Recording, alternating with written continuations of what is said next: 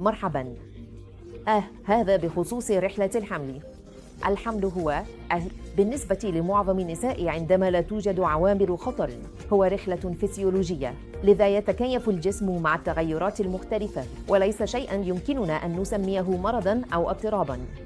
لذلك علينا أن نتقبل تلك الرحلة بطريقة لا تجعلنا نشعر بالقلق الشديد حيالها، لذا فإن الحفاظ على لياقتنا من حيث العقل والجسم سيساعدنا على تقبل رحلة الحمل بشكل أفضل. وفي الوقت نفسه بالطبع كمتخصصين في المجال الطبي ما علينا فعله هو البحث عن عوامل الخطر حتى نتمكن من مراقبة الإشارات التحذيرية والمساعدة في تقديم رحلة سلسة وخالية من الأحداث والحصول على أم وطفل بصحة جيدة في نهايتها.